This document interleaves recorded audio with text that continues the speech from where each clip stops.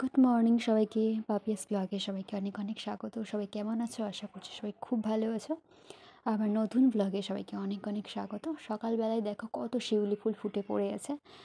তো এখনও শিউলি ফুল পুরোপুরি ফুটতে শুরু করেনি, দুই একটা করে ফুটছে। আর এই ভিডিওটা হচ্ছে রান্না পুজোর 2 দিন পরের ভিডিও। আর এরপরেই রান্না পুজোর ভিডিওটা তোমাদের সঙ্গে শেয়ার করব। তো তোমাদের শিউলি ফুল কেমন লাগে? আমার কিন্তু খুব খুব ভালো লাগে। তো চলো দেখতে থাকো। এসো না, কোথায় যাচ্ছিস? জানিস না? তুই তো সামনে সামনে যাচ্ছিস।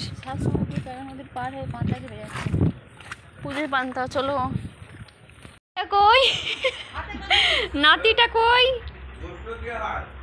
ও আমার নাতি হয় আর আমি ওর দিদুন হই। জাস্ট ভাবতে পারছো, আমি দিদুন হয়ে গেছি। আর এটা হচ্ছে রান্না পুজো। ক্যামেরা কোয়ালিটি ভালোই না, দেখে বুঝতে পারছো কত রকমের রান্না হয়েছে। তো সারা রাত ধরে রান্না করা হয় আর সেটা পরের দিন পুজোর পরে খাওয়া হয়। এই, তুই কি পান্তা খেতে এসছিস না কি করতে এসছিস? ফোন দেখতে? দুটোই বসে বসে ফোন দেখছে।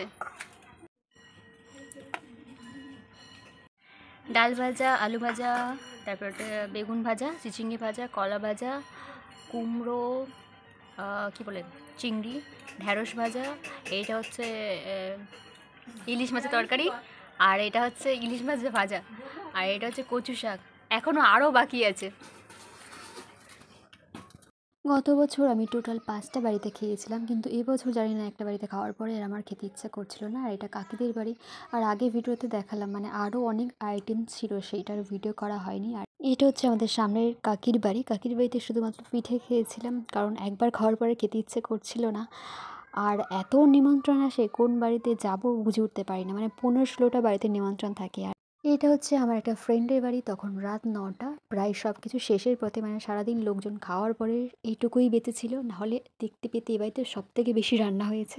তো আজকের ভিডিও কেমন লাগলো কমেন্টে অবশ্যই জানিও। Thank you.